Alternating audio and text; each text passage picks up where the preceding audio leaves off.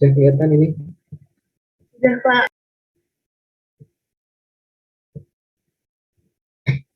Baik.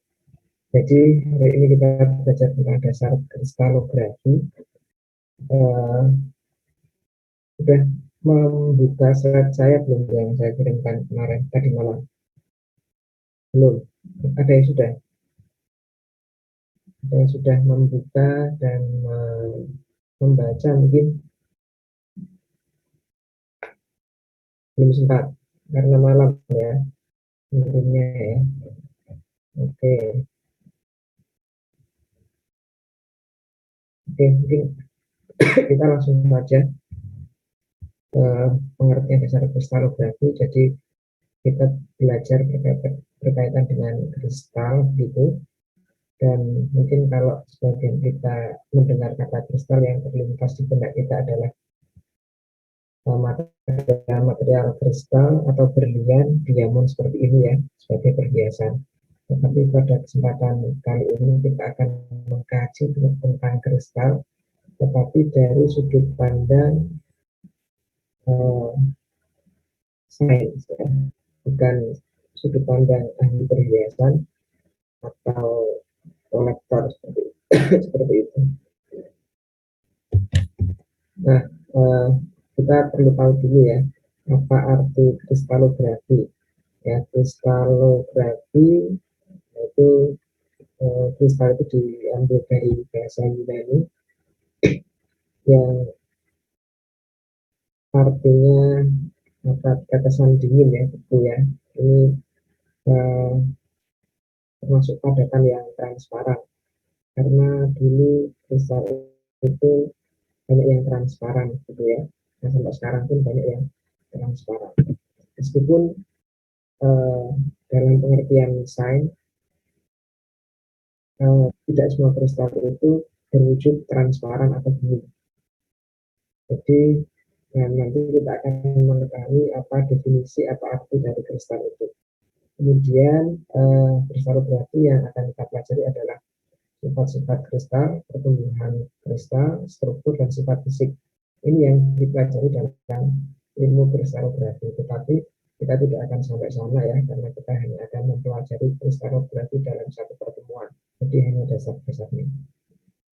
Nah, analisis struktur kristal itu diawali oleh Sir William Braid, yang kemudian dilanjutkan anaknya Lauren Braid, ini yang akhirnya mendapatkan Nobel di bidang fisika. Nah, mengapa kok kristal dapat dikarakterisasi dengan ilustrasinya di sebelah kanan kiri bawah. Jadi ketika sinar X itu melalui X-ray itu akan dipindarkan ya di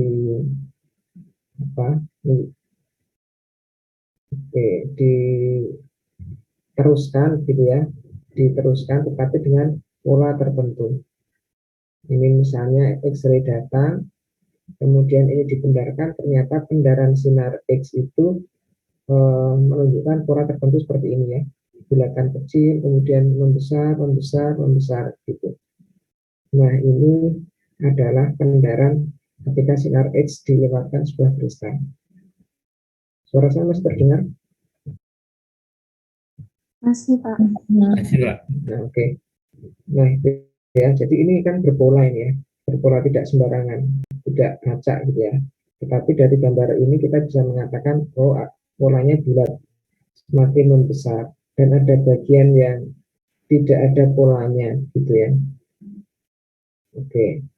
Nah, mengapa kok bisa seperti itu? Jadi di sebelah kanan bawah ini ada gambar juga ilustrasi, gambar merah yang awal ini sebelah kiri atas, ini adalah sinar X yang datang. Ketika sinar X datang mengenai permukaan material, maka sinar X ini bisa jadi akan mengenai atom penyusun kristal yang disimbolkan dengan titik-titik biru ini. Ketika sinar datang dan mengenai sebuah atom dalam kristal, maka akan dipantulkan. Ya, akan dipantulkan. Arah datangnya dengan pantulan memiliki sudut yang sama, sehingga ini mudah diukur. Nah, ini ada simbol lambda, ini artinya panjang gelombang gitu ya. Nah, begitu juga apabila sinar lain datang, ini misalnya di bagian bawah ya. Misalnya sinar lain datang kemudian menumbuk atom yang lain, maka akan dipantulkan dengan sudut yang sama. Mengapa kok sudutnya sama? Karena bidang pantulnya sama dan atom bentuknya juga sama. Berbeda nanti kalau atomnya berbeda atau tidak sama, maka bisa jadi sudut yang akan diperoleh juga berbeda. Maka ini asumsinya atom-atom sama dan satu bidang data. Sehingga kalau material itu tersusun dari atom-atom yang sejenis atau kristal itu terdiri dari material yang murni, misalnya TiO2 atau misalnya apa, kalau diamond ya diamond yang murni, maka akan memiliki pola yang sama, akan memiliki sudut datang dan sudut pergi yang sama, sehingga bisa dikarakterisasi. Misalnya kristal TiO2, oh karakternya seperti ini, kristal SNS2 seperti ini, kristal ZNO seperti ini, gitu ya, karena atom-atomnya masing-masing kristal berbeda begitu. Kalau kristalnya murni dengan banyak pengotor itu pun juga berbeda hasilnya. Kalau kristalnya murni maka hasilnya akan bagus ya, akan tertentu. Tetapi kalau ada pengotornya pasti berbeda ya. Sudut pantulnya juga berbeda. Sudut pantul ini disebut theta, gitu ya. Nah, kalian sudah mendapatkan kuliah instrumen 2 belum ya di angkatan ini? Sudah belum? Gimana? Sudah ambil belum? Sudah Pak semester ini. Oh, baru semester ini. Praktikum juga baru semester ini ya? Iya, Pak. Nah, kalau di praktikum instrumen 2 dan di praktikumnya nanti kalian akan belajar tentang XRD. XRD itu data yang diperoleh adalah sudut dua tetanya. Jadi misalnya ada grafik, grafik itu merupakan grafik dari dua tetanya. Jadi sudut-sudutnya ini. Kalau FTIR mungkin kalian pernah lihat, FTIR itu spektranya ya, bilangan gelombangnya yang ada di data. Tetapi kalau XRD itu dua tetanya. Jadi dua teta masing-masing material itu tertentu. Kalau ada pengotornya ya akan menghasilkan puncak yang berbeda juga. Oke, ini mengapa kok kristal dapat dianalisis dengan X-ray ya, karena tadi ya material padatan dapat melalui sebuah X-ray dan X-ray tersebut dapat di, diteruskan dan sinar yang telah melalui kristal memiliki pola tertentu dalam difraksinya. Nah ini mungkin kristal yang sering kita lihat ya, baik di sosmed maupun secara nyata. Ini yang Putri pasti senang sekali ya kalau mendapatkan ini. Ada nggak yang tidak senang mendapatkan ini? Yang Putri pasti senang semua ya. Nah ini kristal diamond ya, berlian. Kristal diamond ini penyusun utamanya adalah karbon. Jadi hanya karbon ini. Penyusun dari berlian ini adalah karbon. Ini contoh kristal yang transparan ya. Nah, nanti di penelitian kita nanti ya, itu mungkin akan membuat kristal tapi tidak transparan dan tidak dari karbon. Nah, ini mungkin harga kristal karbon ya, berlian yang ada di internet. Ini coba saya searching, ternyata mahal juga, bahkan sampai ratusan juta ini ya. Ini kalau kalian yang Putri dikasih ini pasti senang sekali ya. Ini yang cowok ini siap-siap nanti kalau diminta ini. Jadi ini macam-macam bentuk dan mungkin warna ya kristal berlian yang bisa kita jumpai di dunia maya gitu ya, dengan harga yang bermacam-macam. Nah, ternyata ada ilmu yang mempelajari tentang berlian. Ya, cara membuatnya, kemudian diaplikasikan untuk apa, itu ternyata ada. Nah, ini mungkin ada teman-teman yang tertarik untuk belajar itu, bisa dicari bukunya, ini e-booknya, Diamond Nanoteknologi, Synthesis and Application ya. Ternyata diamond atau berlian itu bisa disintesis, bisa dibuat sendiri di laboratorium. Nah, karena berlian itu ada dua macam ya, ada yang sintesis dan ada yang alami. Nah, yang sering kita jumpai di toko-toko itu ya alami, yang mahal, mahal. Karena proses pembuatannya juga sangat lama itu kalau alami, berpuluh-puluh bahkan beratus-ratus tahun diperoleh berlian gitu ya. Nah, nanti dipahat, kemudian dijadikan cincin gitu. Berlian yang alami mungkin tidak akan terjadi dalam waktu 1-2 tahun, tetapi perlu menunggu waktu yang lama karena melalui proses pengendapan dan seterusnya. Ya, ini bagi yang tertarik nanti bisa dicari ibunya dan dipelajari. Nah, kemudian kita mulai masuk ke istilah kristal. Kristalinitas dari sudut pandang sains, bukan dari sudut pandang perhiasan gitu ya. Nah, material kristal itu adalah material yang tersusun dari penyusun yang teratur ya, susunannya ya seperti ini. Kita lihat di kiri atas, susunannya teratur gitu. Kita bisa menceritakan, oh ada beberapa lapis berupa gula yang tersusun secara rapi, ya kan? Nah, kalau polikristalin ini adalah material yang tersusun dari beberapa jenis kristal.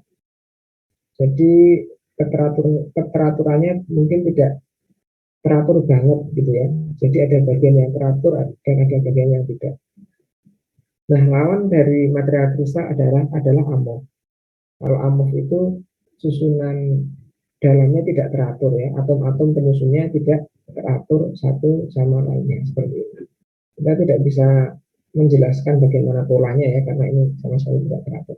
Nah, sebelah kanan atas juga sama seperti ini. Jadi ada amorf. Kalau amorf itu bentuknya acak begini, kemudian kristalin itu teratur kanan atas ya.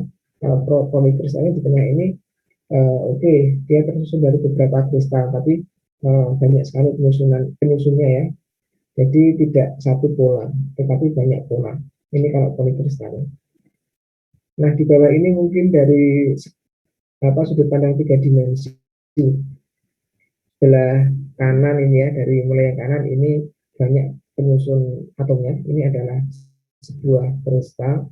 Kemudian kalau kotak yang bagian merah ini kita tarik, maka kita akan mendapatkan satu kotak ini yang namanya satu unit kristal atau satu unit sel. Satu unit kristal ini merupakan satu bagian ya, dimana kalau bagian ini disusun dalam jumlah yang banyak dan berulang, maka akan diperoleh susunan kristal ini. Jadi satu kotak ini mewakili satu unit dari kristal. Nah, ini misalnya salah satu contoh satu unit kristal terdiri dari 9 atom, 8 atom di sudut-sudutnya dan 1 atom di tengah. Kalau diperbesar lagi ini di bagian kiri ada 1 atom yang ada di tengah dan di sudut-sudutnya ada 8 atom. Ini terpotong ya. Ini yang pojok ini aslinya bulat, tetapi karena kita ambil dalam bentuk kotaknya ini, maka bulatan atomnya terpotong 1/8 ini ya. Nah, yang sisa yang lain mana? Masuk ke dalam kotak yang lain. Ada yang masuk kotak di atasnya, kotak di sampingnya, kotak di bawahnya gitu ya. Nah, ini ya, kalau misalnya satu unit sel atau satu unit kristal kita ambil. Kemudian, nah ini juga sama, ini diamond, ini teratur strukturnya, kemudian kalau amorf tidak teratur. Contohnya apa yang tidak teratur? Contohnya adalah grafit, ini amorf. Diamond tadi teratur ya. Nah, keteraturan struktur ini berpengaruh terhadap sifat kekerasannya. Grafit dan diamond mana yang lebih keras kira-kira? Ada yang bisa menyebutkan mana yang lebih keras sifatnya? Diamond, Pak. Diamond ya, itu lebih keras. Berlian ini bahkan sering digunakan sebagai mata bor untuk menghancurkan batu, karena lebih keras daripada batu. Batu itu apa penyusunnya? Mungkin kalsium, besi, kemudian apalagi silika, aluminium gitu ya. Susunannya tidak teratur, batu itu ya. Entah batu kali atau batu granit dan seterusnya.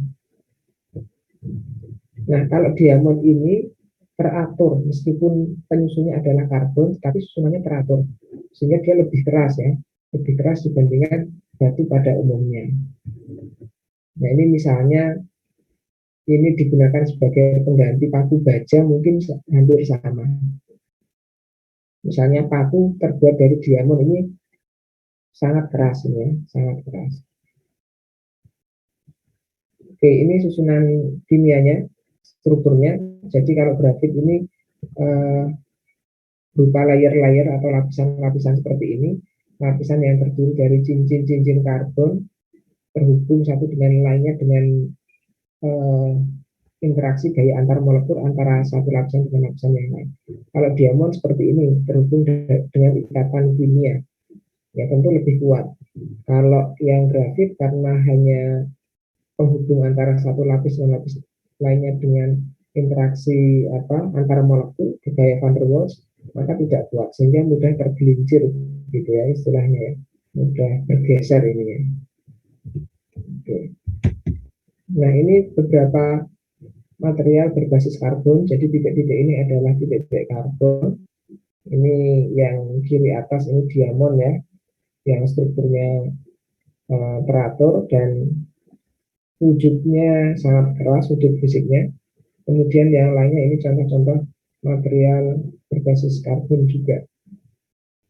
Ada yang bisa dibentuk menyerupai tabung, maka disebut karbon nanotube. Karbon yang berbentuk tabung berukuran nano. Ada yang bentuknya bulan, ini ya. Kemudian ada grafin. Kemarin sepertinya sudah saya sampaikan ya. Grafin itu kalau tidak ada oksigennya. Kalau ada oksigennya namanya grafin oxide. Ini. Jadi lebih murni grafin. Grafin oxide tidak murni karbon karena banyak oksidanya. Maka grafin oxide. Itu. Ini kalau grafit ini berlapis-lapis. Kalau grafin hanya satu lapis, grafin oxide hanya satu lapis.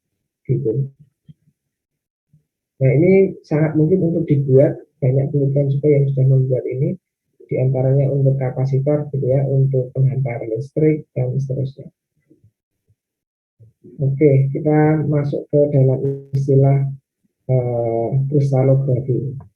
Kristal didefinisikan sebagai padatan yang tersusun atas pola yang berulang dan teratur. Dan semua struktur kristal dapat digambarkan dalam istilah lattice atau kisi ya, dan sebuah basis dasar yang ditempelkan pada setiap titik lattice. Jadi kisi ini ya, ini kisi itu cetakan penyusun kristal begini, pola.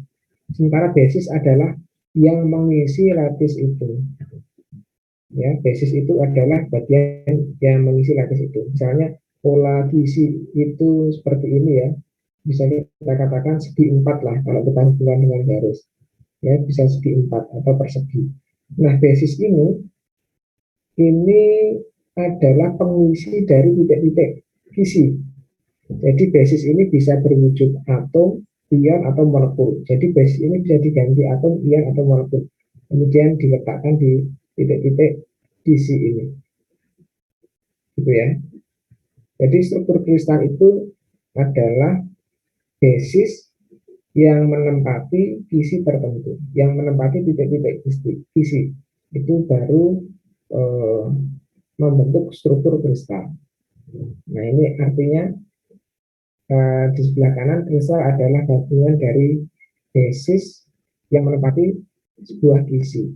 Sementara kisi diartikan susunan titik yang teratur, jadi susunan atau cetakannya itu kisi. Kalau basis itu yang mengisi kisi tersebut, bisa berupa atom, ion, atau molekul.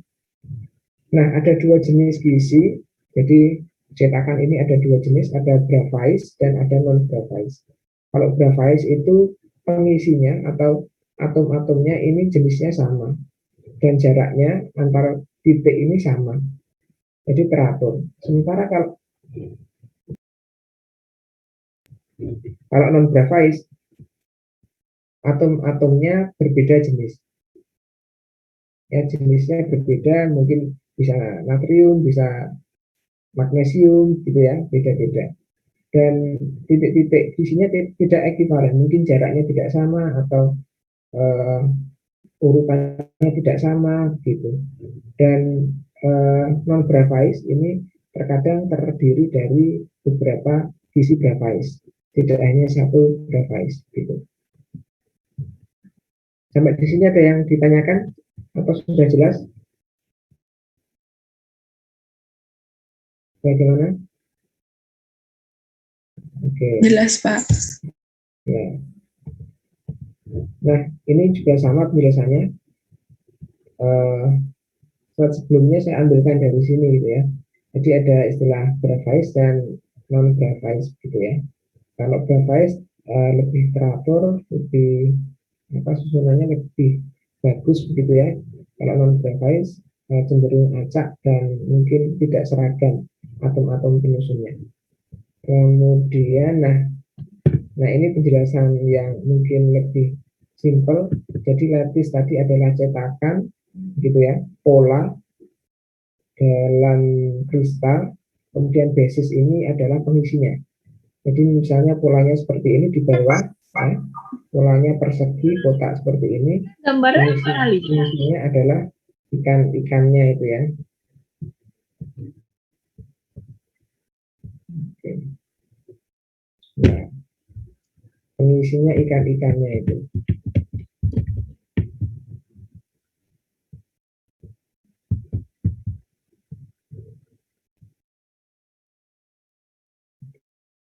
Oke.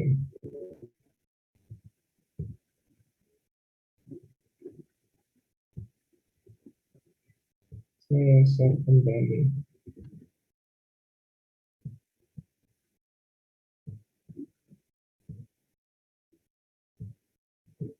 Oke, ini ya ilustrasinya mungkin lebih sederhana gitu. Jadi visi sekali lagi adalah titik yang teratur dalam struktur kristal dan susunannya periodik. Kemudian basis adalah pengisi dari visi-visi itu, dapat berupa atom, ion, atau molekul yang menempati visi-visi. Kemudian, nah, kristal merupakan zat padat yang atom-atom penyusunnya ini tadi ya tersusun secara beraturan dan periodik. Kemudian padatan dengan susunan atom yang berulang secara 3 dimensi dapat mendifraksikan sinar X, dapat memantulkan gitu. Keteraturan bidang datar dan rata dengan pola tertentu, itu ciri-ciri kristal. Bidang datar yang dimaksud adalah bidang antarmuka. Kemudian karena kristal itu terdiri dari susunan yang teratur, maka ada istilah sumbu simetri, sudut simetri, dan bidang simetri. Mungkin kalian sudah mendapatkan ya istilah kasimetrian struktur ya di kimiaan organik 2. Ini mungkin hampir sama, sumbu simetri ini ya sumbu yang menembus porosnya, sehingga ketika material tersebut diputar sesuai sumbunya, maka akan menghasilkan posisi yang sama. Ya, nah ini sumbu simetrinya atau sumbu rotasinya. Sementara sudut simetri yang sebelah bawah, ini sudut-sudut yang terbentuk dari perhubungan dua rusuk, gitu ya, dua sisi akan sudut tertentu. Sudutnya nanti diistilahkan sudut alfa, beta, dan gamma gitu. Kemudian ada bidang simetri, ini bidang ya. Simetri itu ya bidang yang membagi dua material, dua struktur menjadi dua bagian gitu. Nah, bagiannya sama, identik antara kiri dan kanan. Kemudian, kita mulai masuk ke jenis struktur kristal. Nah, ini tidak hanya kristal sebenarnya, jenis apa ya, struktur benda mungkin ya. Ada istilah nol dimensi. Kalau nol dimensi itu hanya satu titik. Kalau kalian hanya menggambarkan satu titik di atas kertas, maka itu nol dimensi. Tidak memiliki dimensi panjang, lebar, dan tinggi. Ada juga yang satu dimensi. Satu dimensi itu hanya memiliki satu dimensi panjang saja. Misalnya kalian menuliskan sebuah garis di kertas, nah itu satu dimensi. Kalau dua dimensi punya lebar juga, jadi panjang dan lebar seperti ini. Nah, kalau tiga dimensi bagaimana? Tiga dimensi ada panjang lebar seperti ini ya. Nah, tiga dimensi ya, ada panjang lebar tinggi sehingga dapat dicari volumenya. Kalau dua dimensi kita hanya dapat menentukan luasnya, gitu ya. Kalau satu dimensi panjangnya saja. Kalau nol dimensi kita nggak bisa menentukan apa kuantitasnya. Ini berapa ukurannya, gitu ya. Satu dimensi panjang, dua dimensi luas, tiga dimensi volume. Maka nanti ada istilah volume unit cell, volume bola, itu yang kita gunakan dalam kajian kristalografi nanti. Nah, jadi ini adalah isi dan basis dalam satu dimensi, hanya punya panjang saja. Kemudian kalau dua dimensi seperti ini ya, pengisiannya basis-basis menempati titik-titik gizi secara dua dimensi. Ini kita bisa melihat panjangnya yang mana, lebarnya yang mana. Kemudian tiga dimensi ya, yang sebelah kiri bawah ini membentuk bangunan susunan kubus yang saling tumpang tindih gitu. Nah, ini membentuk tiga dimensi. Di sini ada yang belum bisa membayangkan ini, yang bawah ini kubus, ada? Apa bisa semua? Bisa membayangkan nggak ini kalian? Tiga dimensi itu. Halo? Bisa, Pak.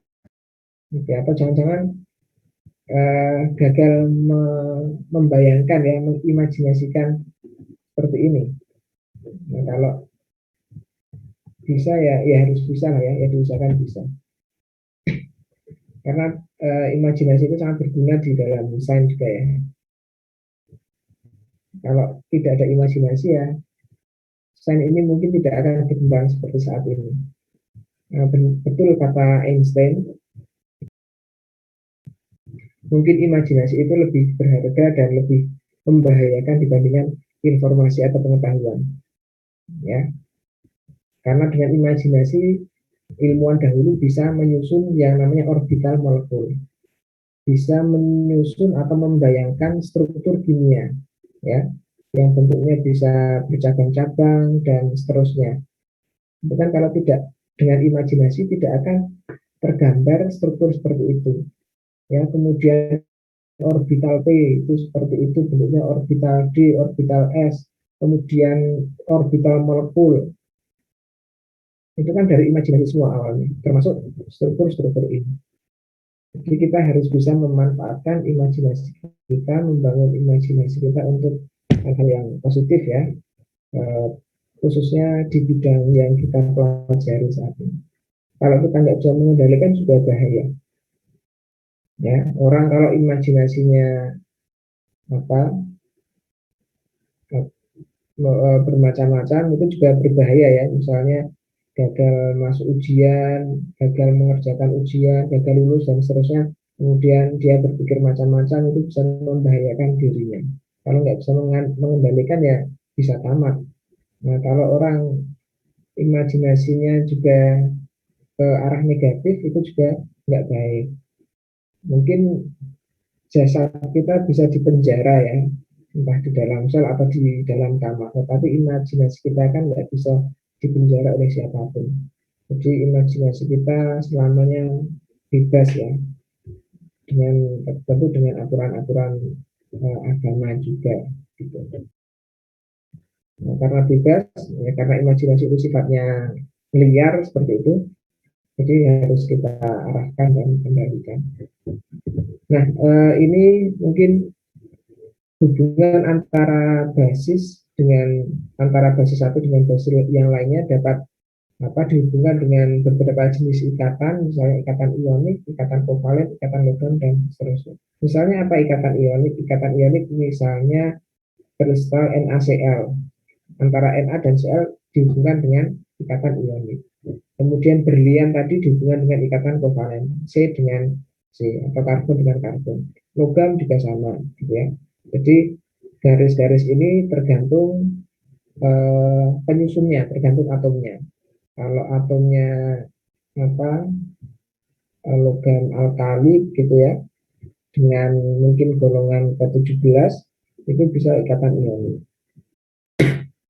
Tapi kalau atom-atomnya ini golongan logam, ya ikatan kovalen kan gitu. Golongan karbon, maaf ya, kalau golongan karbon gitu ya, ikatannya kovalen. Kalau golongan logam ya ikatan logam. Seperti itu. Kemudian kita, masuk ini kisi. Kita masuk bentuk-bentuk kisi. Nah, kalau kita melihat kotak-kotak seperti ini, titik-titik ini adalah titik-titik basis atom. Jadi atom atau molekul atau ion dapat menempati titik-titik ini. Titik-titik ini dapat digantikan molekul atau ion, gitu ya. Nah, ini kita bisa melihat, kita bisa menggambarkan sebuah pola. Polanya bagaimana? Polanya ya, ya seperti ini. Mungkin yang atas ini square lattice. Square itu artinya persegi, ya. Square ini artinya persegi. Jadi kalau kita menghubungkan antara satu titik dengan titik yang lainnya, kita akan mendapatkan bentuk persegi. Nah, ada juga yang bentuknya rektangular. Rektangular itu segi panjang. Antara sisi A dan sisi B tidak sama. Kalau yang atas tadi kan sama ya. Ada juga yang jenisnya oblique. Oblique itu antara A dan B tidak sama jaraknya, ya hampir sama dengan yang rektangular. Nah, maaf ini saya kelewatan ini. Ini ada keterangan A sama dengan B. A ini adalah sisi, panjang sisi atau panjang rusuk gitu ya. Kemudian gamma ini adalah sudutnya. Sudut yang terbentuk antara garis A dan B. Ini sudut gamma, ini sudutnya 90 derajat. Kalau square lattice itu ciri-cirinya panjang A dan B sama dan sudutnya 90 derajat. Kalau rektangular atau segi panjang itu panjang A dan B tidak sama, sudutnya 90 derajat. Nah, kalau oblique ini A dan B tidak sama panjangnya dan sudutnya arbitrary. Arbitrary itu sembarang, tidak tentu. Bisa 70 derajat, 80 derajat, macam-macam ya. Ini ciri-cirinya. Kemudian heksagonal. Nah, ini heksagonal ini sisi A dan B sama panjangnya dan sudutnya 120 derajat. Seperti ini ya, A dan B sama tetapi sudutnya tidak teratur gitu. Nah, ini jenis-jenis isi gitu ya, dalam 2 dimensi. Kemudian ini adalah sama seperti tadi ya, square tadi adalah segi. Square itu persegi, kemudian rektangular persegi panjang. Center rektangular ini rektangular yang di dalamnya ada atom gitu ya, ada atom lain. Kemudian heksagonal seperti ini, oblique itu mirip. Nah, ciri-cirinya ada di dalam tabel kotak ini ya. Kalau square itu bagaimana ya? Nah, itu sama dengan V, kemudian sudutnya seperti ini gitu. Nah, mungkin antara buku satu dan buku yang lainnya atau referensi satu dan yang lainnya menggunakan istilah yang berbeda, tetapi intinya sama ya, intinya sama. Nah, nanti teman-teman misalnya membaca buku atau referensi yang berbeda istilahnya, itu ya biasa saja, tidak usah kaget meskipun istilahnya berbeda tapi nanti gambarnya sama.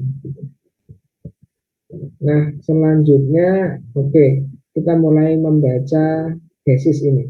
Jadi ini adalah sebuah isi dari struktur suatu material gitu ya. Ada X dan Y, ini 2 dimensi ya. Maka ini disebut 2 dimensi lattice atau visi 2 dimensi. Nah, kita menggunakan vektor. Vektor itu adalah besaran yang memiliki arah. Arahnya kemana? Arahnya atas bawah, bisa kanan kiri dan depan belakang. Itu kalau vektor 3 dimensi. Biasanya kalau kita diminta untuk menggambar diagram kartesius, kita kan menggunakan vektor ya. Vektor diagram itu terdiri dari dua sumbu X dan sumbu Y. Sumbu Y itu yang arahnya kemana ya? Ada yang bisa mengingatkan, menjawab. Sumbu Y itu arahnya kemana biasanya? Ayo siapa ini? Silahkan jawab. Salah nggak apa-apa. Ke atas, Pak. Kalau yang X kemana? Ke samping. Samping. Ke samping. Oke, itu kalau 2 dimensi. Nanti kalau 3 dimensi beda. Y itu bisa jadi kanan kiri, X itu depan belakang, dan Y yang Y itu atas bawah. Kalian sudah mendapatkan kimia koordinasi kuliahnya? Kimia koordinasi sudah dapat? Sudah, Pak. Sudah ya? Nah, kalau sudah kan sudah dipelajari ya. Dulu gambar-gambar struktur sinyal kompleks ya. Ada 3 sumbu yang dapat kita amati.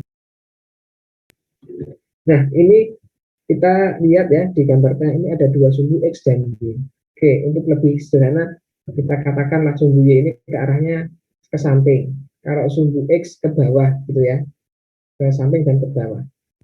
Biar mudah. Kemudian titik-titik ini adalah titik-titik atom.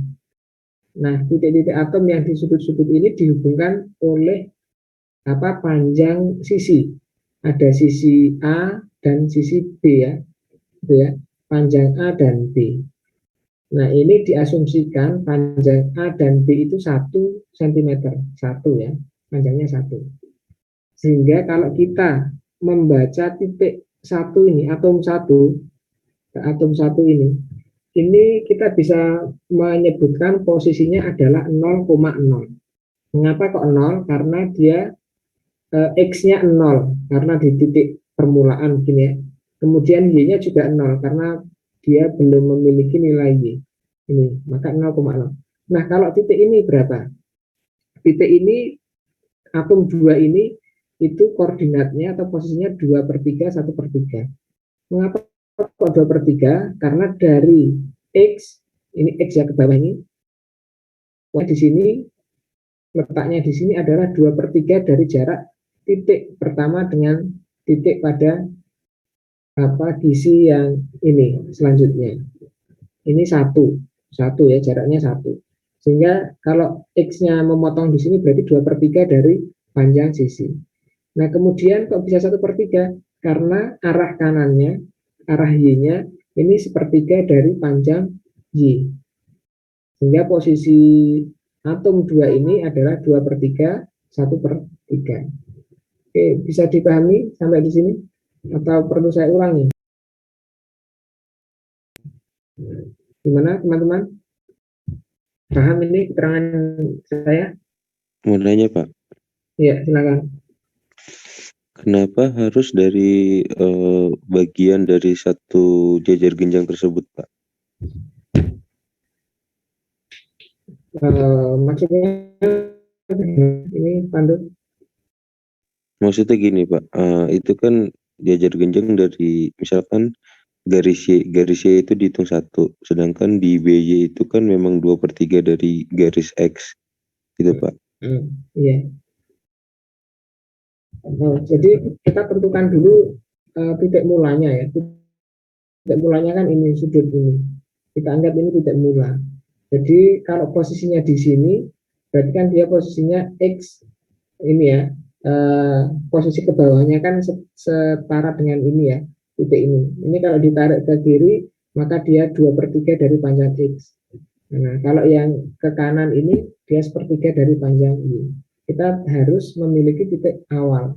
Ya, titik awal itu biasanya ya, kalau dalam 2 dimensi ini ya di pojok kiri atas gitu ya. Biasanya seperti itu.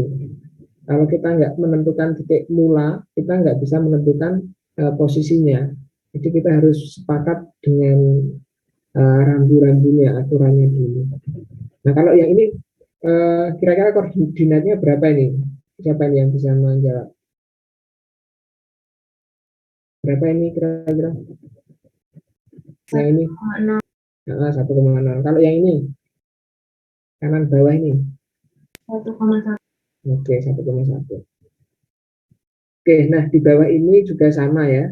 Misalnya ini tanpa titik-titik ini ya. Nah ini asumsinya juga masih sama, panjang sisinya 1 cm. Jadi posisi yang atom 1, 2/3, 1/3 sama ya di atas. Kemudian yang titik 2 ini 1/3, 2/3. Bisa dipahami sampai sini? Ada yang mau ditanyakan lagi atau ada yang masih bingung?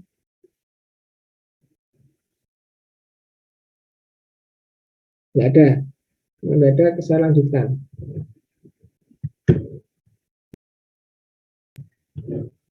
Nah, sebelah kanan ini bangun 3 dimensi ya.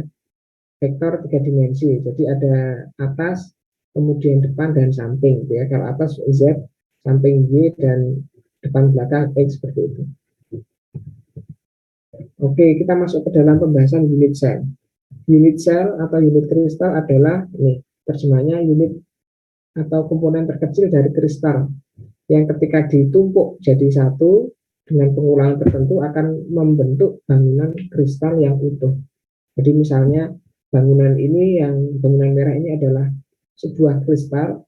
Kalau kita ambil satu kotak, maka kita akan mendapatkan satu kotak yang apa? Yang bentuknya bagus, ya, bentuknya bagus. Nah, satu kotak ini ketika disusun, maka akan membentuk sebuah bangun kristal. Nah, kotak ini kalau seragam, maka kristal itu homogen ya, homogen. Kalau tidak seragam, ya heterogen ya, gitu ya, kristalnya bisa jadi tidak sama. Karena kristal tertentu ini memiliki bentuk tertentu. Jadi misalnya ini kotak, ya kotak dengan panjang sekian itu hanya dimiliki oleh unit sel ini, tidak bisa dimiliki unit sel yang lainnya. Jadi kita bisa mengidentifikasi ini kristal apa ya dari unit selnya. Oke, seperti itu tentang unit sel. Jadi bagian dari kristal, bagian terkecil dari struktur kristal, gitu ya. Nah ini kalau 3 dimensi ya pasti punya sumbu X, Y, Z. Kalau 2 dimensi, kita gambarkan 2 dimensi, dia punya sumbu X dan Y, gitu. Selanjutnya, nah ini sebenarnya ada 4 ya. Ada 4 jenis unit cell. Yang pertama primitif. Primitif itu ini yang yang kiri bawah ini ya, simple kubik atau kubus sederhana. Ya istilahnya banyak ya, karena bisa menyebutnya simple kubik, kubus sederhana gitu. Nah kubus sederhana ini misalnya ini adalah sebuah unit cell, maka dia hanya terdiri dari 8 titik-titik atom dalam sebuah ruang gini ya. Pojok-pojoknya begini. Ini adalah atom-atom. Satu unit sel tersusun dari 8 atom yang tersusun atas bawah. Ini. Nah, kalau body center kubik atau biasa disingkat BCC, body center kubik, atau di dalam referensi lain itu simbolnya I. I ini ya, saya tuliskan di sebelah kanan ya. Saya nggak tahu ini I ini apa artinya, tapi ada yang menyimbolkan dengan I. Nah, kalau I ini body center kubik atau BCC ini hampir sama dengan simbol kubik, tetapi di tengahnya ada atomnya. Ada atomnya. Jadi dalam struktur atom, struktur kristal ini memiliki 9 atom. Memiliki 9 atom penyusun. Ya, ada yang di tengah dan di pojok-pojok. Apa perbedaannya antara simbol kubik dan body center kubik? Ya kita bisa melihat mana yang lebih renggang gitu ya. Mana yang lebih renggang, jarak antar atomnya, kemudian bagaimana kepadatannya dalam satu kotak ini, mana yang lebih padat, itu dapat kita tentukan dengan melihat jenis unit cell-nya. Kemudian ini adalah VCC, phase center kubik. Phase center kubik adalah unit cell yang susunan atomnya ada yang di pojok-pojok, kemudian ada juga yang di samping-samping, di setiap sisi. Kubus itu sisinya 6, jadi di setiap sisi kubus ada atom-atomnya. Jadi atom-atomnya ini menyentuh sisi-sisinya. Sehingga berapa jumlah atom di dalam phase center kubik? Ada berapa ini? 8 ditambah berapa? Sisinya 6, 14 ya. Ada 14 atom. Ada 14 atom yang membentuk unit cell phase center kubik. Tetapi nanti kita akan menghitung yang namanya densitas. Densitas itu adalah kepadatan dari unit cell. Ya. Jadi ini kan misalnya kubus kosong, itu kan sama sekali tidak padat ya. Kalau ada isinya, ini agak padat. Kalau isinya banyak ya, nah, seperti ini padat, mungkin ini lebih padat dibandingkan yang simbol kubik. Kalau seperti ini, mungkin ini lebih padat dibandingkan body center kubik. Jadi kepadatan itu atau densitas itu kaitannya dengan jumlah atom di dalam satu unit sel. Rongganya berapa, kepadatannya berapa, itu kaitannya. Dan nanti kita akan sampai sana. Nah, kalau tadi jenisnya, ini adalah bentuknya. Ini adalah bentuknya ya. Jadi bentuknya ada kubik. Kubik itu ya kubus tadi ya, kubus. Nah, kubus bentuk unit cell itu yang kubus itu ada 3 jenis. Jenisnya P itu primitif tadi ya. Primitif itu simple kubik kalau kita lihat. Nah, yang simple kubik ini disimbolkan P primitif. Jadi kubus itu simple memiliki anggota diantaranya adalah primitif atau simple kubik. Kemudian ada yang ini BCC ya, yang tengahnya ada atomnya. Ada juga yang VCC. Apa ciri-ciri kubik atau kubus? Ciri-cirinya adalah panjang sisi-sisinya A, B, C atau panjang lebar tinggi itu sama-sama. Sebelumnya kita sudah melihat yang versi 2 dimensi ya, yang A, B-nya sama gitu ya, tadi ya sudutnya sama, tetapi kalau ini unit cell itu kenyataannya adalah 3 dimensi, maka kita memerlukan dimensi panjang, lebar, tinggi. Jadi ini 3 dimensi. Nah, ini A, B, C sama sisi-sisinya, kemudian alfa, beta, dan gamanya sudutnya sama 90 derajat. Ya, sudutnya sama gini. Jadi yang jenisnya kubus ini ada 3 jenis, yaitu primitif, kemudian BCC dan VCC. Kalau tetragonal gimana? Tetragonal itu segi panjang ya, balok. Jadi A dan B sama, tetapi ada sisi yang tidak sama, yaitu C. Jadi ada yang panjang satu. Itu ada yang satu yang panjang. Gitu. Ya seperti ini ada 2 jenis, ada yang primitif, ada primitif itu ada yang membentuk kubus gitu ya, dan ada yang membentuk balok. Ini. Kemudian ortorombik itu yang seperti apa? Itu ketika A, B, C tidak sama. Jadi sembarangan ini ya jarak-jaraknya. Tetapi sudut-sudutnya 90 derajat. Gitu. Kalau heksagonal bagaimana? Nah, ciri-cirinya ini bisa dibaca sendiri. Monoklinik bagaimana, triklinik bagaimana, dan seterusnya. Jadi kalau disimpulkan ya, jenis dari unit cell itu ada 4. Ada 4 ya. Ada primitif atau kubus, kemudian ada body center kubik, ada phase center kubik, kemudian ada side center kubik. Gitu ya. Itu ciri-cirinya. Itu jenisnya. Nah, kalau bentuknya itu ada berapa ini? Ada 7 ya. Bentuknya ada kubus, ada tetragonal, ortorombik, heksagonal, monoklinik, triklinik, trigonal. Itu bentuk-bentuknya. Bentuk-bentuknya ya. Bentuk-bentuknya, kemudian tadi masing-masing bentuk punya anggota jenis. Sehingga kalau dihitung semuanya ini ada 14 isi grafais gitu ya. Yang kubus ada 3 jenis, yang tetragonal 2 jenis, ortorombik 4 jenis, heksagonal 1 jenis, monoklinik 2 jenis, triklinik 1 jenis, trigonal 1 jenis. Semuanya kalau di total leptis ini ada 14 jenis leptis berapa ini di bawahnya. Ada yang ditanyakan sampai di sini?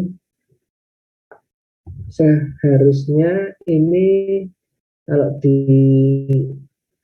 dijelaskan secara offline enak ini, kalian harus nyatet ini. Tapi kalau online begini ya mungkin kita harus cepat juga dan layarnya mungkin tidak lebar, jadi untuk mencatat sebagian mungkin kesulitan ya. Tapi ada yang nyatet di sini? Ada nggak yang nyatet? Entah hanya menyimak. Siapa yang nyatet? Nyatet ya? Ada, Pak. Oke. Nyatet, Pak. Alhamdulillah kalau nyatet.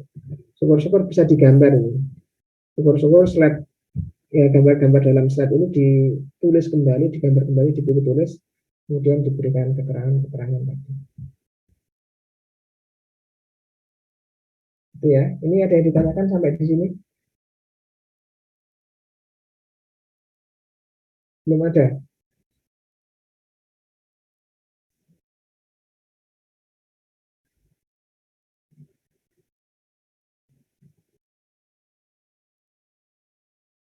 Belum ya? Oke. Kita lanjutkan ya. Jadi kalian membayangkan ketika mempelajari bagian ini ya, bagian kristalografi ini, kalian membayangkan kalian mempelajari seluk-beluk kristal, dasar-dasarnya tetapi ya, dasar-dasarnya. Dasar secara kimiawi. Ini kan kita sedang mempelajari dasar-dasar kristal secara kimiawi ya, secara struktur kimia. Kalau tentang kekerasan, kemudian transparan atau tidak, terus apa misalnya titik didih dan seterusnya, itu kan sifat-sifat fisika ya. Itu efek dari sifat kimia, efek dari struktur kimia. Jadi yang paling dasar itu adalah kimianya, baru fisika. Nah, nanti yang selanjutnya baru dibahas mungkin secara aplikasi, secara harga, secara ekonomi, kemudian secara hukum gitu kan. Tetapi yang mendasari dari material-material itu yang pertama adalah dari sisi kimianya. Jadi kalian di sini yang belajar tentang ini itu adalah fondasi dari material ya, sedang mempelajari fondasi dari ilmu material. Nah, kalian ini adalah orang-orang yang mempelajari fondasinya itu. Kalau fondasinya tidak kuat ya nanti sulit untuk mempelajari sifat-sifat selanjutnya. Kalau kita nggak tahu struktur kristal yang baik, yang ideal itu seperti apa ya, nanti akan kita hanya dapat membuat struktur kristal yang seadanya. Mungkin yang akhirnya harganya tidak mahal. Gitu. Tapi kalau kita bisa menguasai dengan baik tentang struktur kristal, kita dapat membuat bentuk kristal yang ideal, sehingga masalah harga dan selanjutnya itu bisa maksimal gitu ya. Jadi sambil membayangkan kalian sedang mempelajari sesuatu yang penting gitu ya, sesuatu yang penting dan jarang dipelajari oleh orang lain. Jadi kalian sedang mempelajari sesuatu yang spesial gitu ya. Kalian pikirkan seperti itu ya, biar semangat gitu ya. Nah, oke. Ini sama ini ya. Ini sama dengan keterangan sebelumnya. Ada triklinik ini, oke, triklinik ada ya. Kemudian monoklinik juga ada.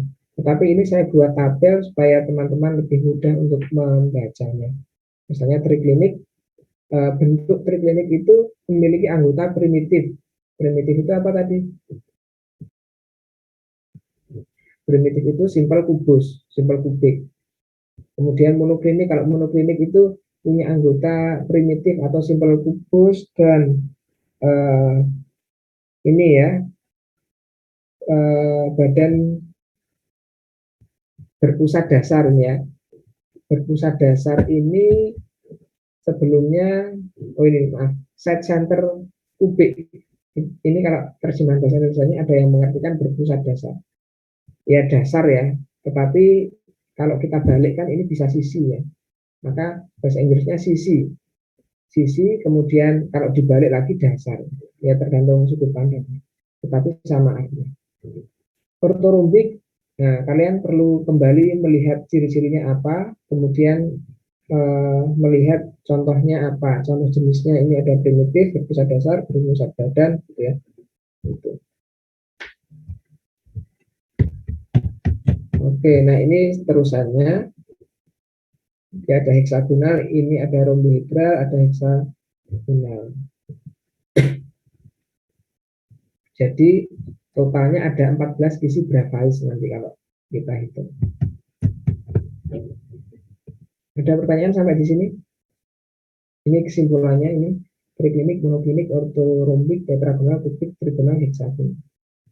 Di sini ada yang belum paham, nanti saya ulangi. Kalau ada yang belum paham bagian mana.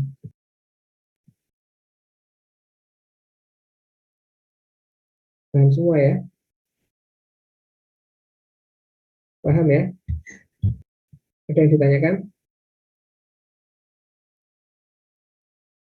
Gimana? Teman-teman masih menyimak? Ya, ya, nah.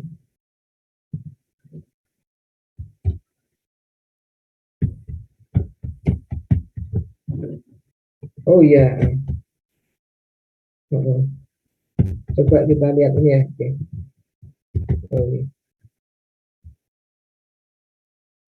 Nah, ini yang ada di gambar ini kebetulan yang sisinya tidak ada ini ya.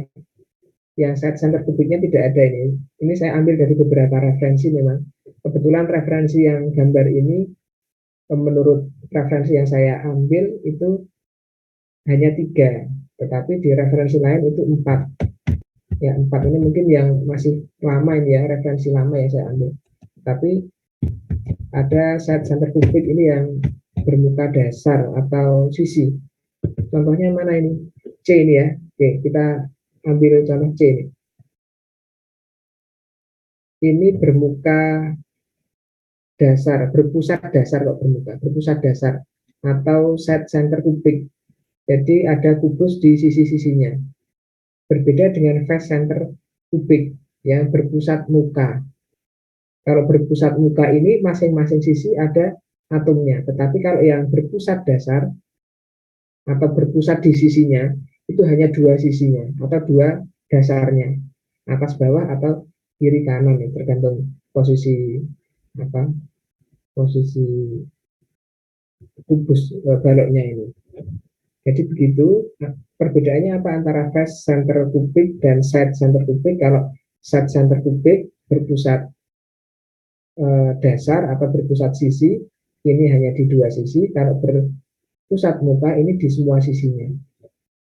Gitu. Oke. Kemudian ini sudah, ini kesimpulannya ini ya. Jadi secara umum ini kita bisa membaca ciri-cirinya. Kalau klinik itu ciri-cirinya seperti ini, kondisinya ini terdiri dari 1 jenis unit sel, yaitu 1 primitif. Kalau monoklinik terdiri dari 2 jenis, ada primitif, ada C. C itu tadi ya, side center kubik ya, atau berpusat dasar. Kalau ortorombik dia punya anggota 4 jenis unit sel. Itu kalian nanti bisa mencocokkan dengan gambar-gambar sebelumnya. Nah, kemudian kita akan mengenal yang namanya APV. APF apa APV ini ya? Apa ini? F apa V ya? F ya? Ada F ya? APF. Nah, APF itu adalah kepadatan unit sel, yaitu volume atom yang menyusun unit sel per volume unit sel. Unit selnya tadi kan kotak ya, ada kubus, ada balok. Ada kubus, ada balok. Nah, itu 1 volume unit sel. Tapi kalau volume atom yang diperhatikan adalah atom-atomnya. Atom-atomnya kan bulat itu ya. Nah, itu ada berapa bulatan, volumenya berapa. Nah, volume berapa di per volume unit sel itu namanya APF atau kepadatan. Nah, ini menentukan densitasnya. Kalau APF-nya besar, maka densitasnya juga besar, itu lebih berat dibandingkan yang lainnya. Nah, oke, kita lanjut ke analisis unit cell. Nah, ini adalah simple kubik ya, atau primitif gitu ya, simple kubik atau primitif. Ini tersusun dari 8 atom, gini ya, 8 atom gini ya, 8 atom. Tetapi nanti ketika kita mengambil satu kotak, kita mengambil apa,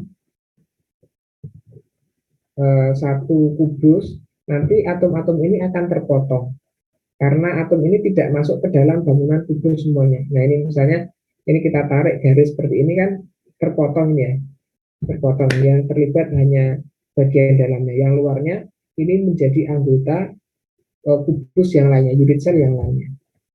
Nah, ini misalnya sebelah kanan ini tumpukan kubus unit cell, kemudian kita ambil satu. Nah, satu ini kalau kita ilustrasikan seperti yang di bawah ini, simple kubik ini ya, ini satu unit cell. Nah, ini adalah sebuah unit cell ya, setelah dipotong sebuah kubus ya. Jadi tidak akan utuh ya atom-atomnya ya, atomnya tidak utuh karena bagian atom yang lain tentu masuk ke dalam kubus atau unit cell yang lainnya. Kalau ini penuh ini ya, penuh. Kalau ilustrasi sebelumnya titik-titik ini ya tidak penuh karena ini hanya ilustrasi ya di pojok-pojok ini. Tetapi kenyataannya bisa seperti ini ya, karena atom-atomnya mungkin besar itu ya, sehingga posisinya seperti ini dapat saling menyentuh satu dengan yang lainnya. Oke, ini terpotong semuanya ya, sehingga kita menentukan APF-nya. Kita tentukan dulu volume atom dalam unit cell. Volume atomnya, atom itu kan kita asumsikan bola ya, berbentuk bulat. Jadi kita harus mencari volume satu atomnya. Volume dari atom-atom ini berapa? Nah, karena ini terdiri dari 8 potongan atom yang identik jaraknya, asumsinya jaraknya sama. Nah, satu potongan di sudut ini adalah 1/8 dari atom yang utuh. Jadi ini 1/8. Ya, 1/8. Nah, 1/8 ya, 1/8 ini jumlahnya ada 8 kan, 1, 2, 3, 4, 5, 6, 7, 8. Ada 8 potong. Kalau dikalikan, ada 1/8 potongan dikalikan 8, maka hasilnya 1 ya kan. Maka kalau dijumlah semuanya ini sama dengan 1 atom utuh. Meskipun terdiri dari 8 atom ya penyusunnya, tetapi kan ini terpotong semuanya. Bagian yang lain masuk ke unit cell yang lainnya. Nah, sehingga potongan-potongan ini kalau kita jumlah dalam satu unit cell, maka setara dengan 1 atom utuh. Maka kita tulis di sini 1. Nah, ini keterangannya 8 potongan, ada 8 potongan atom ya, di mana masing-masing potongan itu 1/8 dari atom utuh. Maka 8 kali 1/8 sama dengan 1 atom utuh. Maka seperti ini ya, 1 dikalikan volume bola itu berapa? Volume bola kan 4/3 kali pi kali R pangkat 3. R-nya berapa di sini? R-nya ini asumsinya 0,5. Karena asumsi jaraknya ini adalah 1. Jarak sisi ini 1. Jadi setengahnya atau jari-jarinya 0,5. Kalau panjangnya itu adalah A, maka setengah dari A ini adalah 0,5 A. Jadi kalau diameternya adalah A, maka jari-jarinya adalah 0,5 A. Oke ya, ini pi kita tahu ya, 22/7 atau 3,14. Jadi 1 kali volume bola per volume unit cell. Unit cell ini adalah kubus ini. Nah, kubus ini volumenya bagaimana? Volumenya adalah sisi kali sisi kali sisi ya. Jadi A kali A kali A atau A pangkat 3. Jadi kita bagi 1 atom utuh ya, 1 atom utuh kali volume bola ya. Volumenya berapa 1 atom utuh ini dibagi volume unit cell. Jadi APF ini adalah rasio antara kepadatan atau kepenuhan dari unit cell ini oleh atom-atom pengisinya. Jadi volume atom-atom pengisinya dibagi volume unit sel yang berbentuk kubus ini. Maka kalau dikalikan, kalian bisa membuktikan nanti di Excel atau di kalkulator 1 kali 4/3 kali 22/7 dikalikan 0,5 kali 0,5 kali 0,5 hasilnya adalah 0,2 atau sama dengan 52%. Jadi atom yang mengisi di unit sel ini, di simbol kubus ini adalah 52%. Yang 48% apa? Yang 48% adalah rongga-rongga ini. Yang 52% adalah atom-atom. Sampai di sini bisa dipahami? Paham ya? Terlalu cepat nggak terangannya?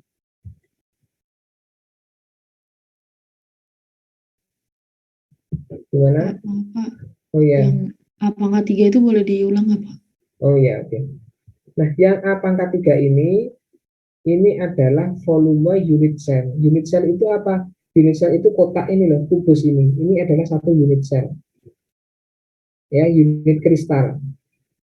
Jadi satu kotak ini mewakili kristal utuh. Jadi unit sel itu adalah satu satuan terkecil yang mewakili kristal utuh. Tadi kan simbol kubik ya. Jadi satu unit sel itu terdiri dari 8 atom ini. Tetapi ini terpotong ya, gitu ya. Kalau kita ambil kubus ini akan terpotong. Nah, mengapa kok A pangkat 3? Karena asumsinya unit sel itu kotak kubus seperti ini, ya. Nah, sisi-sisinya ini panjangnya adalah A atau 1 lah.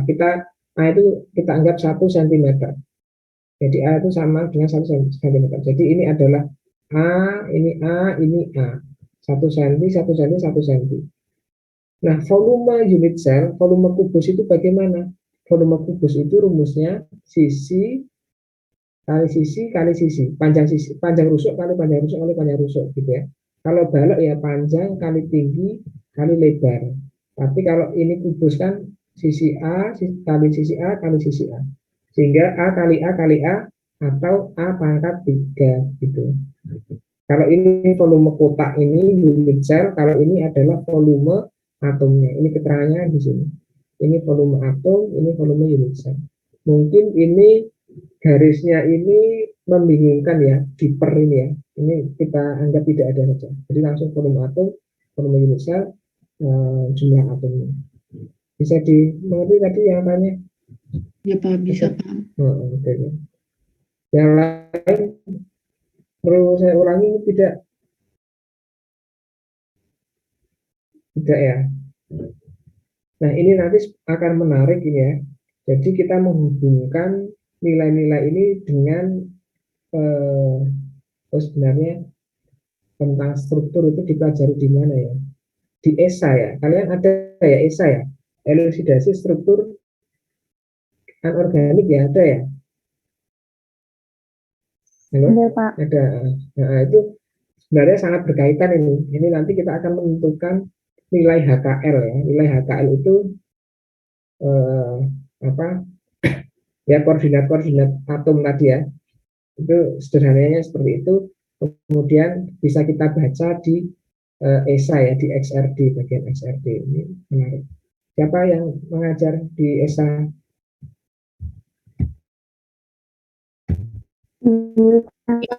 Oh, Bu Ika. Presentasi, enggak presentasi kan kalian kan? Enggak. Atau enggak? Nanti bisa ditanyakan ya. Ini bisa dihubungkan dengan materi dari Bu Ika nanti. Kemudian ini paham ya ini ya, kenapa kok bisa 1/8? Kemarin soalnya ada yang tanya mengapa kok ini bisa 1/8 seperti ini. Ada yang mau bertanya mengapa kok 1/8? Ada yang belum paham? Tahu semua ya? Kok bisa 1/8? Gimana teman-teman? Oke. Nah, kalau tadi kan kubus ya. Kalau ini BCC. BCC tadi adalah unit cell yang terdiri dari 9 atom ya, atom penyusun. Ada di sudut-sudut 8 dan di tengahnya 1. Sehingga kalau kita ambil potongan dalam satu buah kubus, maka akan membentuk seperti ini. Ini ada 2 atom ya penyusunnya ya.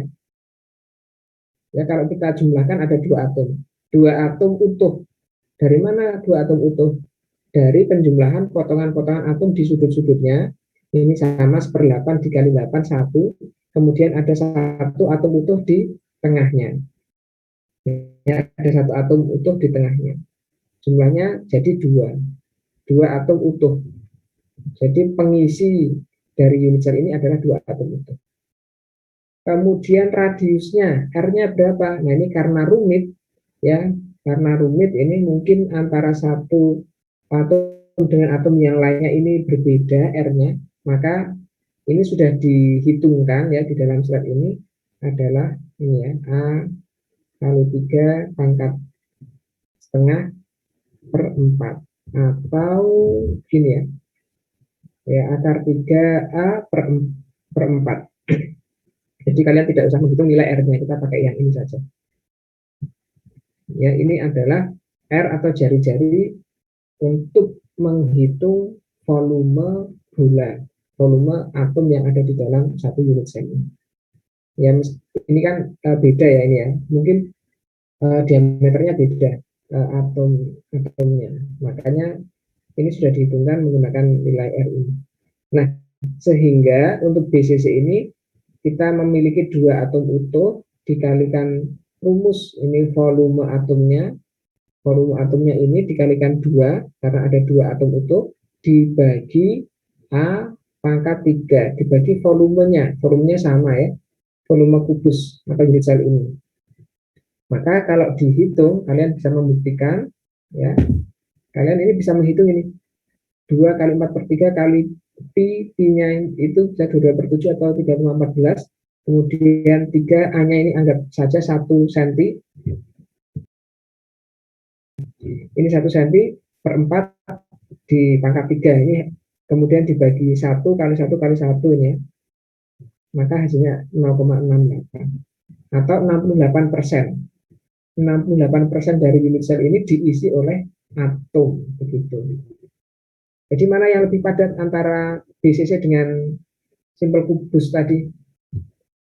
Mana yang lebih padat, yang lebih banyak isinya mana? BCC. BCC, oke. Oke.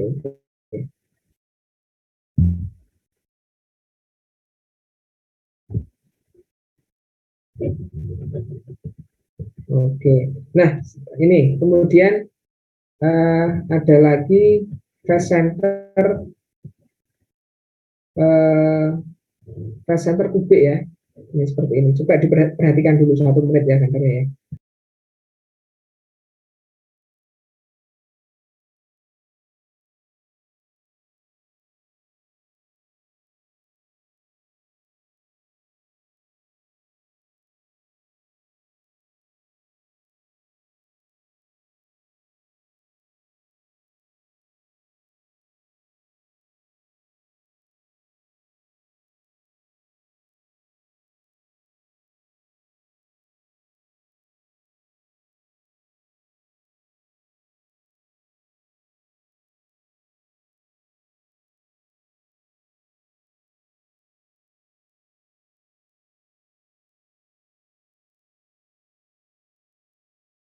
Oke ya, ini fast center kubik. Nah ini tentu beda dengan unit cell sebelumnya. Kalau fast center kubik ini sudut-sudutnya ada atom-atomnya juga, tetapi di masing-masing sisi juga ada atomnya. Ya, pojok-pojok ada, kemudian masing-masing sisi yang berjumlah 6 ada atom-atomnya. Ini bentuknya ya. Bisa membayangkan ini? Bisa. Ini berapa Naim? Jumlah atom utuhnya berapa ini jadinya? Ada 4. 4 itu dari mana?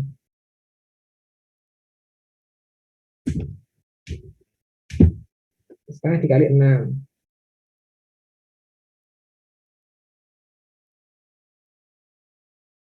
Oke ya, nah, betul. Jadi total atom utuhnya dari bangun ini ada 4 ya, ada 4 atom utuh. Nah ini R-nya kita menggunakan ini. Oke, coba kita. Oh ya, ada satu yang belum saya jelaskan. Tadi ada istilah bilangan koordinasinya. Mana ini? Nah ini coordination ya. Koordinasi ini adalah atom tetangga. Jadi satu atom ini nanti kalau kita telusuri ya, ini kalau terhubung dengan atom yang lainnya, tetangganya jumlahnya ada 6. Ini misalnya ya, ini di sini di tengah ini. Di tengah ini kita bisa telusuri tetangganya ada 6 jumlahnya. Ya seperti oktahedra dalam senyawa kompleks ya. Gitu ya. Jadi satu atom di tengah itu tetangganya 6. Kalau yang BCC tadi tetangganya ada 8 ya, 8. Kalian bisa melihat di gambar yang lainnya mungkin kalau di sini tidak ada. Kemudian kalau di ini FCC ini ada 12 ya, tetangganya ada 12. Kemudian nah kita menghitung sama APF-nya tadi. APF-nya jadi ada 4 atom utuh dikalikan rumus volume bola ya atau atom ya, kita asumsikan bulat, kemudian dibagi volume unit selnya yang berupa kubus, maka kita akan mendapatkan nilai 0,7 atau 74%. Jadi kita bisa menilai mana yang lebih padat ya dari unit-unit sel sebelumnya. Yang lebih padat adalah ini ya, phase center kubik ya, ini lebih padat dibanding yang lain. Nah efeknya apa? Efeknya ya kristal yang tersusun dari unit sel seperti ini akan lebih keras ya, akan lebih keras dan mungkin lebih berat ya, lebih berat karena atomnya lebih banyak gitu. Nah itu salah satu efeknya. Nah nanti kalian bisa membuktikan misalnya ya, kalian suatu saat jadi pengusaha kristal misalnya ya, amin, di daerahnya masing-masing sana punya tambang kristal. Wah ini kok kristalnya warnanya sama, kemudian apalagi ya, ya bentuknya bisa dibuat sama, tetapi kok beratnya berbeda, kekerasannya juga berbeda. Nah itu kemungkinan karena susunan di dalamnya, strukturnya. Oh ada yang densitasnya lebih ringan, ada yang lebih berat. Oh kalau ini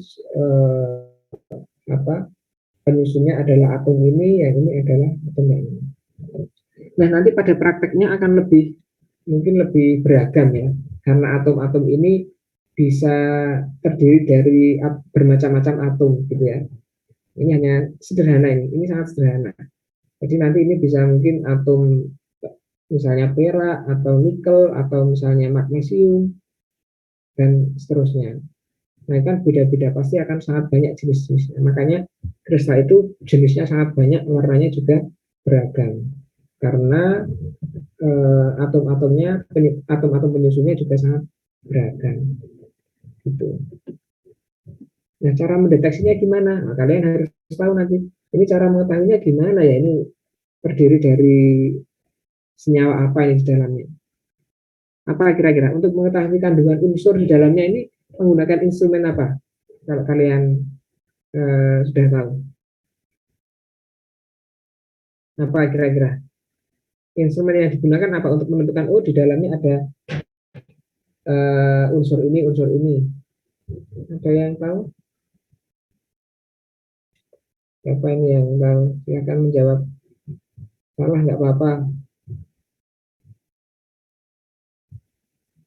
Apa instrumennya ini kalau nggak ada yang menjawab ini? RTIR Pak. RTIR bukan Pak? Nah, terus yang lain mungkin. Yang lain. Apa yang lain? SR. Apa? LCMS. Oke, yang lain. Apa tadi ada yang menyebutkan tadi? XRD. XRD, oke ada juga XRD. nah ini nanti karena kebetulan berbarengan ya belajar instrumen pada semester ini ya. kalau untuk mengetahui senyawanya ya, itu bisa menggunakan XRF ya. Kita bisa mengetahui unsur-unsurnya apa saja di dalamnya. Oh, ada magnesium, ada kalsium, ada besi, itu dengan XRF. Tetapi kalau kristalnya, oh ini jenis kristal ini jenis kristal A, kristal B, kristal rutil misalnya, kristal broksit, kristal apalagi anatase, itu dengan XRD. Ya, karena XRD kan tadi kan basisnya ini ya, menyinari permukaan kristal dengan sinar X gitu ya, dengan sinar X. Nah, karena masing-masing kristal itu memantulkan dengan cara yang berbeda, dengan bidang yang berbeda dan sudut pantul yang berbeda, itu nanti bisa menjadi identitas masing-masing jenis kristal. Nah, kalau kristal anatase mungkin pantulannya begini, sudutnya sekian misalnya. Kalau broksit sudutnya lebih lebar, semuanya rata lebih lebar. Kalau kristal smegmate seperti ini. Jadi untuk XRD nanti kita bisa menentukan jenis-jenis kristalnya. Kalau penyusunnya, komposisinya itu bisa dengan XRF, ya XRF. Atau SEM juga bisa, tetapi mungkin lebih teliti dengan XRF. Gitu. Kemudian, nah ini mungkin lebih jelas gambar-gambarnya. Ini adalah primitif, simpel kubus, kemudian berpusat badan seperti ini, dan ada yang berpusat muka. Nah, kesimpulannya ada di sebelah kanan ya, jumlah atom penyusun masing-masing unit sel. Gitu. Ada P primitif, I itu tadi apa? I itu body center kubik ya. Kemudian F ini phase center kubik, dan C side center kubik. Nah, yang paling banyak atomnya adalah yang phase center kubik, ya 4 ya. Kemungkinan yang paling padat ya yang ini. Oke, begitu. Ada pertanyaan sampai di sini? Mungkin kita lanjutkan ke depan ini setelah ini. Silakan kalau ada yang bertanya.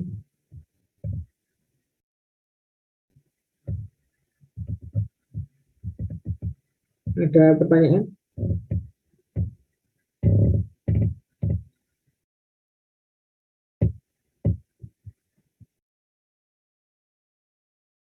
Belum ada.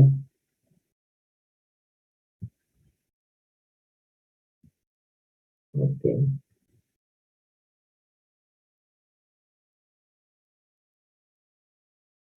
Yang lain? Cukup. Oh, sudah jelas ya.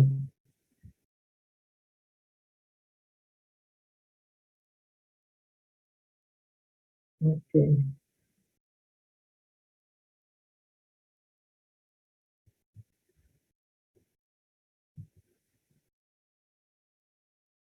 Oke. Mungkin itu dulu ya.